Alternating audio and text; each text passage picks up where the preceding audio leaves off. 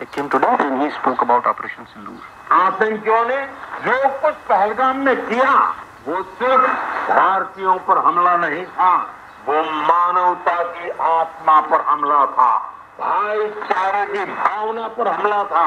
आतंकियों ने हमारे अनेक परिवारों की खुशियों को छीन लिया। उन्होंने हम भारतीयों को बांटने की भी साजिश रची। लेकिन आज पूरी दुनिया देख रही है कि भारत पहले से कहीं ज्यादा एकजुट है।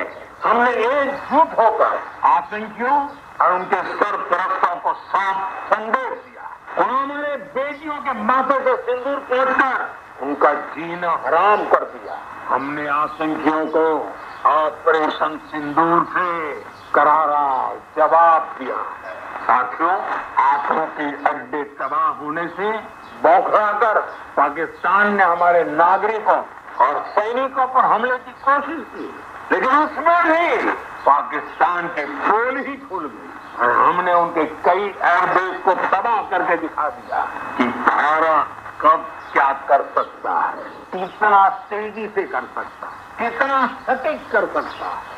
Ambassador, India's position for long has been that terror and talks will not go together. They cannot.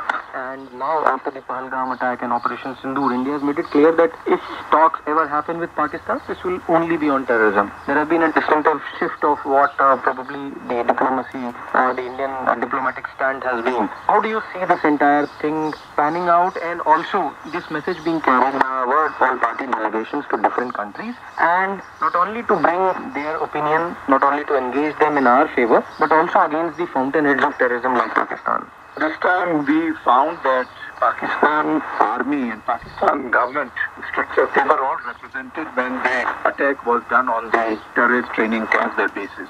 And more than 160 of them were killed. We found that their caskets were wrapped in the national colors of Pakistan, and military officers, they were carrying those caskets on their shoulders, which means that there is a direct link between the Pakistani state and these terrorists. Whatever else they had been saying in the past, that these are all Indians who are doing it, or these are all non-state actors, we do not know who they are. And in fact, very often whenever India gave the address and all the details of the people present in Pakistan, Pakistani sent them away from Pakistan and then said internationally that, well, they are not there.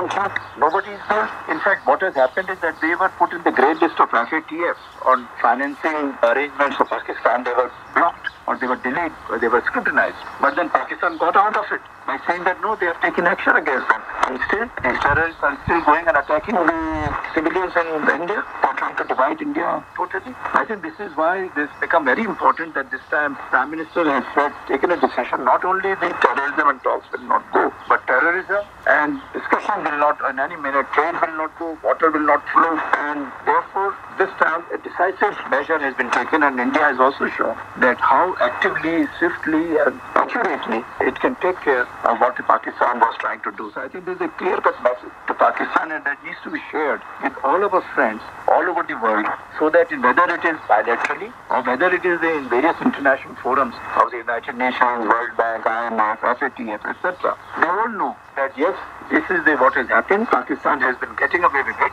but this time they cannot do that, and they cannot just say that they are also against terrorism or they are suffering from terrorism, because here we have seen a very clear-cut proof, and our party representatives from different political parties will be able to express that, put it across to all the important political leaders and the government leaders in different countries. Before I ask you the next question, as we all know, the delegations are in different parts of the world. They are in Indonesia, they are in Panama, some others are moving in, they are traveling to different destinations. From Jakarta, we have the BJP MP, Mrs. Aparajita Sarangi. Let us first listen to her comments and then go about that.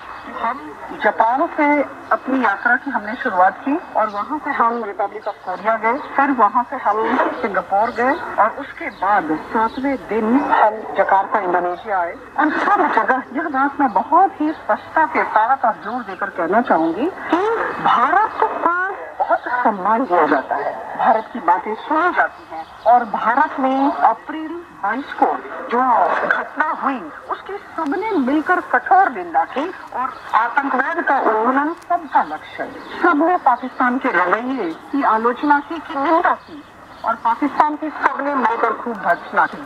So, Ambassador, we just listened to what the BJP MP had to say. Yes. When it comes to these all-party delegations, now for the benefit of our listeners also, India is a thriving democracy. Everyone knows this, and this is a picture in action now. You have the opposition on a regular day, maybe badgering the government in the power on different many issues. But where it comes to take a stand vis-a-vis the Indian position, and especially against terrorism, these parties, all the delegations have come together. They are approaching different, as you just said, that different leaders, global leaders, people who matter in the domains of different other countries. So how does this engagement also take forward towards building a further stronger consensus against terrorism in different global platforms? For instance, it is a G20 or a UN-based platform, or maybe an FATF, the Foreign Financial Action Task Force.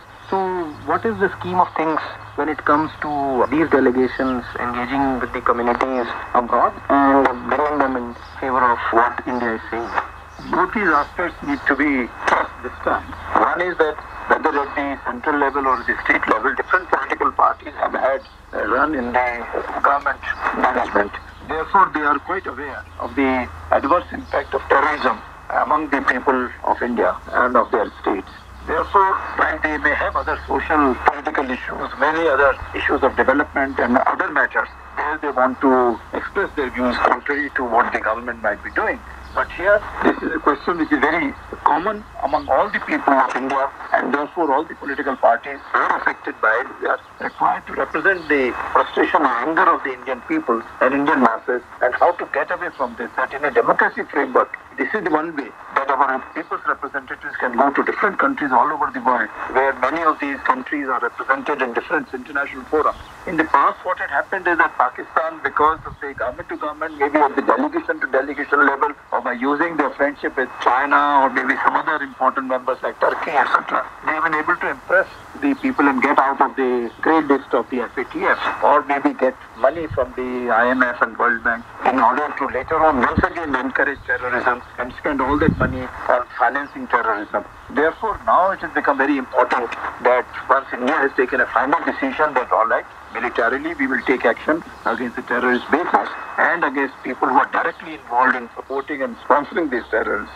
But it should also be made very clear that firstly to the world's people, by sending these delegations all over the world, and then by telling the people of Pakistan, by saying that this Indus Water Treaty, which has been there in existence for the last 65 years, and has existed even through wars and through terrorism. India has lost thousands and thousands of people. Now time has come that it should be stopped, and the Pakistani people should directly take life into their own and their own decision making in their hands, and tell their leaders and their military people that they should be more responsible and abide by the interests of that. Otherwise, India will have to continue because Operation Sindoor has not been stopped. It's only a pause, and that is very clearly said, and I'm quite sure that our delegations would also be conveying it all over the world, and that would hearten all the governments which are against terrorism and want to help India in meeting these adversaries.